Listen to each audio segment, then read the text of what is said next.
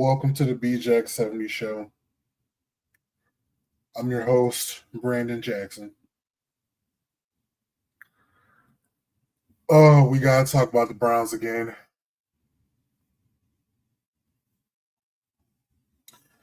You clicked on the video, you may have seen, you may not have seen why I'm stressed out. Let me show you why.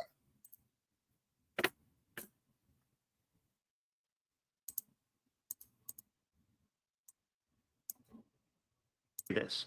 The Browns search process and interview process, which they have run a number of times, is unlike any other in the NFL, and it plays to certain types of candidates. They are a data-driven operation in Cleveland, and so they spend an extraordinary amount of time gathering data on their coaching candidates. You're talking about taking a personality test. You're talking about writing an essay. You're talking about completing homework assignments going into both the first and the second rounds of interviews. It plays toward the types of candidates that they have in the mix, which is very, very smart people in a lot of cases that just often happen to be tall, thin guys who came from Ivy League schools. So that's certainly not a requirement. That's the type of candidate generally that is going to fit into a data-driven environment. So there's a written test. There's a written test. Huh? Really? Like they want you to write an essay? This is why I want to be the coach of the Cleveland Browns, or questionnaires, a multi-part essay, a personality test, and then additional homework assignments if you get through the first round to get into the second round. Which you can imagine then. The answer can't be Google me. Like you can't go Signetti. I know I'm being flippant, Tom, but that to me, I don't know. You're hopping around the country interviewing for jobs.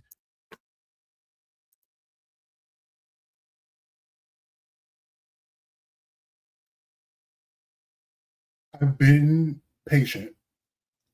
I've been considerate of the process. I know what the Browns head coaching job is. And it makes a lot of sense now in hindsight that the true candidates that we have to be head coach are young, in Udinski's case, very super young guys that have had no head coaching experience, and are large. They have football resumes, but they are largely unproven. I now understand why those are our top two candidates, because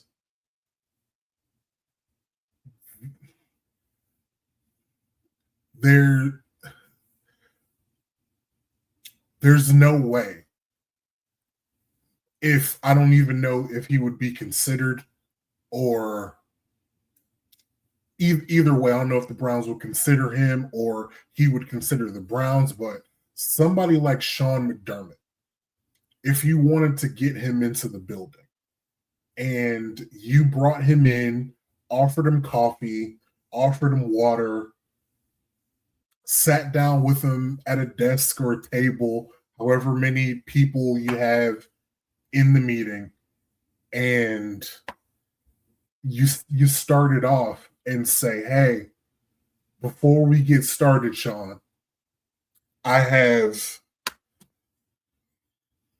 a questionnaire for you to fill out about being the head coach of the Cleveland Browns. I need you to take this personality test so I can know if you're an INTP or an ENFP, FP, or, whatever those 4 letters, introvert, extrovert test is. And then after that, I'm going to need you to go home, to your home in Buffalo, where you've been the coach for almost a decade, won the AFC East multiple times, won playoff games. I'm going to need you to go back to that home. And I'm going to need you to bring back a full essay about who knows what, why you want to be the coach of the Cleveland Browns, what's your philosophy on head coaching, what's your philosophy on coaching in general. I need your thesis on how you plan to develop the players that we get you. I need your thesis on how you dealt with Keon Coleman.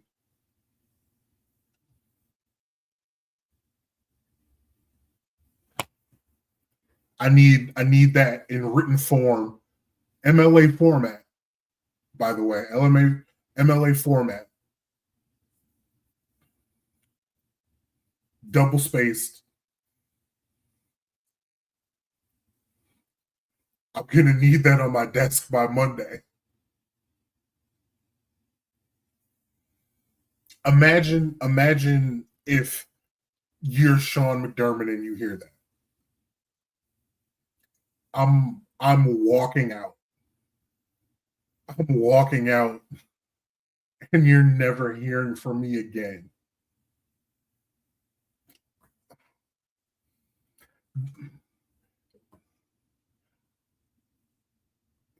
Okay. Let's be for real. Let's be all the way for real. Like, yes, if you're doing a head coach search and you're interviewing candidates, there is going to be a form of homework involved. Like, you're going to want to, these coaching interviews are going to be the coach interviewing the organization as well as the organization interviewing the candidate. So from the organizational standpoint, like, of course, you're going to want that coach to bring in, have prepared their plan for guys on your current roster, your philosophy moving forward, how you approach the game, how you approach scouting, how would you approach drafting, how would you approach free agency, those kind of things. Of course, you're gonna want your candidate to have those things ready to answer. And yes, that is a form of homework in a sense. So I'm not too much caught up on the verbiage of homework. I do understand that, because of course you're going to require that of your head coach to be buttoned up, to have information like that ready. And I think any coach that's getting ready to interview for a head coaching job will have that together. So I'm the homework specific part, not worried about that. The personality test, though, the essay, though,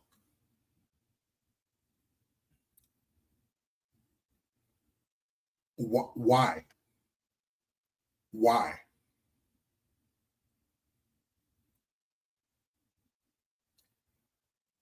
In theory,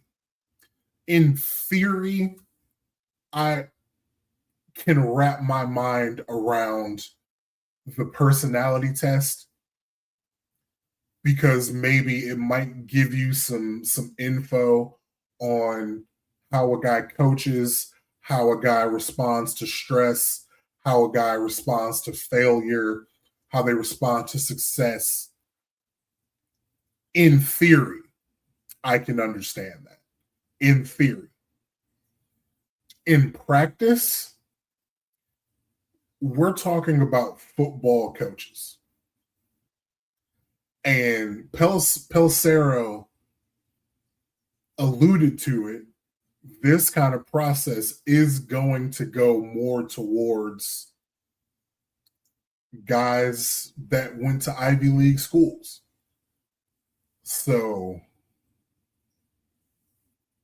which I guess in itself isn't a bad thing, but you are severely limiting your prospects of who wants to even take the time to interview for this job.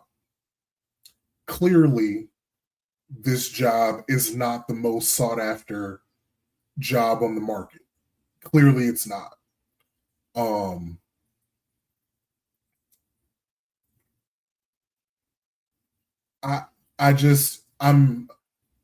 I'm talking through this as like the thoughts that are coming out of my brain are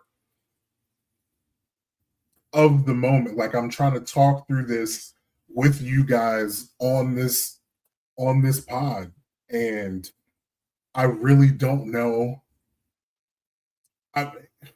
if, of course, if we hire Shieldhouse or Udinski and they end up being a great head coach and they win games and they go to the playoffs and they have all the success, it obviously doesn't matter. Nobody cares. Nobody's going to come back to this. And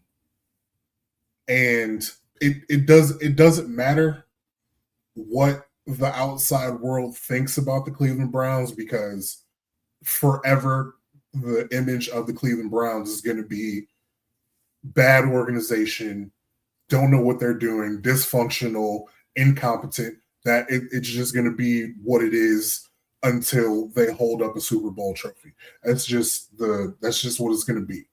So we shouldn't worry about what it looks like to the outside world. But that being said, this looks insane. We're asking full adult grown men to write essays in a job interview. Now, I fully admit I may not know. I may not be experienced enough in my adult career to know that there's jobs out there that when you interview, you're going to have to write an essay.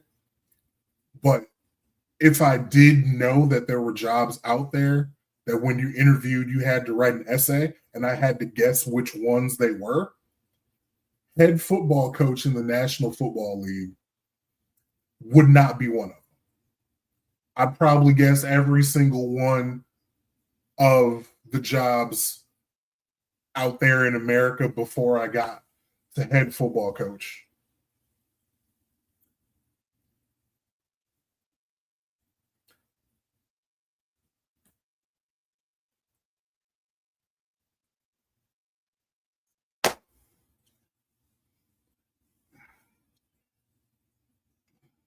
And I'm not even upset or mad or angry or like stomping my feet around at this, because I happen to have faith and like the two guys that I think are the leading candidates, Shieldhouse and Udinski.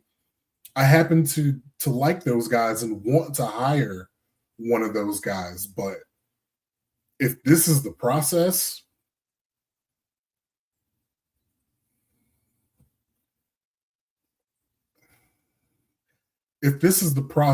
like, are we limiting ourselves to those two guys?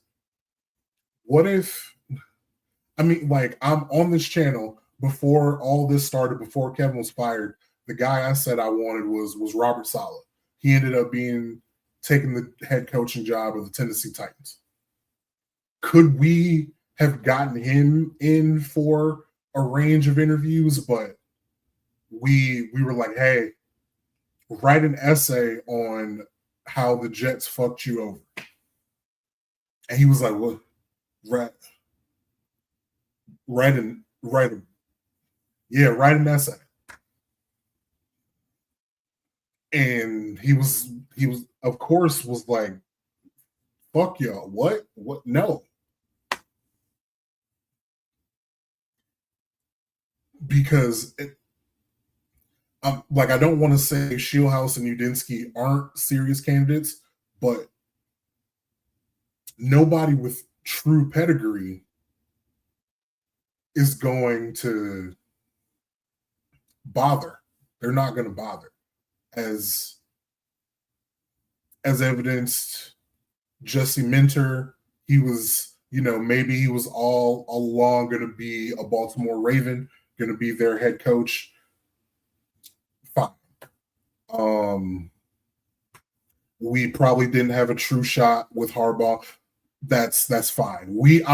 There's no way in hell that they brought this kind of shit to John Harbaugh's door when they were maybe angling to try to get an interview. There's no way any of this came up. There just can't be any way. So, I mean, yeah, you can bring this to a 30-year-old OC. You can bring it to a pass game coordinator with no play calling experience. Yeah, you can do this with those guys, but you're not bringing this to a Saleh. You're not bringing this to a McDermott. And yes, it's like, I know the argument will be those guys wouldn't have come here anyway. And maybe that's the case, but we will clearly never know if this is the process. I didn't show it, but Pelissero goes on to say that the Cleveland Browns are only one doing the process in this way, in this fashion. And, I hope it works out. Maybe, I'll bring some optimism to close out the video. Maybe this is so out of the box that maybe it does work, because 30 years of doing things one way incompetently, everything should be on the table. So maybe I should check myself and embrace the schoolhouse version of a head coaching search. Maybe I should embrace it, and be happy that there are a couple of guys that have subjected themselves to taking the equivalent of an AP exam for their head coaching future. And I do appreciate that those guys, are here, are willing to be interviewed in this fashion.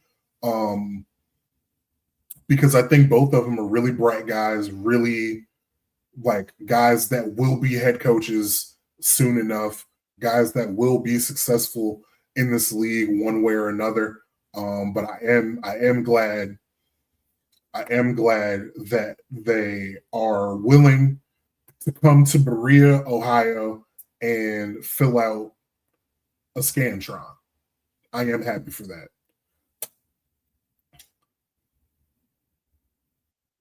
Yeah. Like the video, subscribe to the channel, go watch Brandon's bets on the channel that I dropped, see who I pick for the NFC championship game, AFC championship game. And if there's any more news that I get, I'll be back on the channel. It is going to be, the winter storm of a lifetime this weekend. So I'll be in the house. I might be back. I might be back before the games are over. So if you don't want to miss it, subscribe to the channel. Appreciate you being here. And until the next one, I'll see you.